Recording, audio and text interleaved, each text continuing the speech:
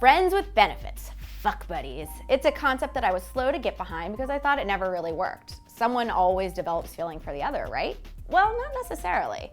Having the perfect fuck buddy relationship may be difficult, but it is not impossible. I should know because I've done it before, and I'm looking to do it again.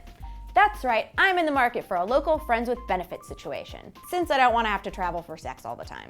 As I keep my eye peeled for the perfect fuck buddy, I'll also be reminding myself of these 6 basic rules to follow that keep the boundaries clear and the situation mutually beneficial and fun. Rule number 1, be clear about what your relationship is from the start. My longest term fuck buddy and I actually met through an online dating site. We went out and hit it off, but he basically told me point blank he wasn't really into dating. I'm not entirely sure what he was into, but I suspect he thinks that when he meets the one, it'll hit him over the head like a ton of bricks and he won't have to do this whole courting thing.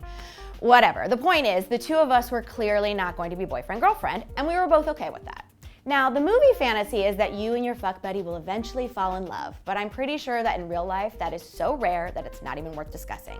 So, if you find yourself seriously entertaining the hope that will happen, save yourself from heartbreak and end it. Rule number 2, find each other interesting. Some may disagree with me on this, but I think it's kind of necessary to be able to converse with your fuck buddy. After all, you're not having sex the entire time you're together, and awkward silences are total boner killers.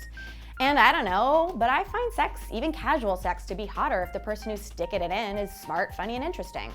A few years ago, I started hooking up with someone with whom I had nothing in common. He was a Republican, for starters.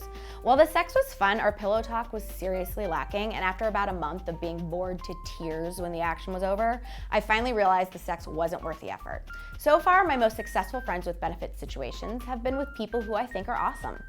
Rule number 3, all that being said, don't care that much. You can't. Really starting to care about the other person is what leads to a disturbance in the fuck buddy force, and suddenly everything is ruined because there's an imbalance of power. So keep your eye on your own emotions. If you find yourself really, really wanting to see the person and will reschedule everything to make it work, even if it's terribly inconvenient, you're probably starting to develop feelings, and that is a red flag. Feelings, real, genuine feelings, are fuck buddy kryptonite. Rule number 4, don't see each other too often. Keep the caring at bay by seeing each other regularly, but not so regularly that you might as well be dating. My most successful fuck buddy relationship was one where we saw each other in spurts.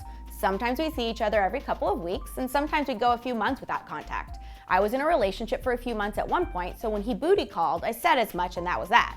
Then when I was single, we picked things back up again.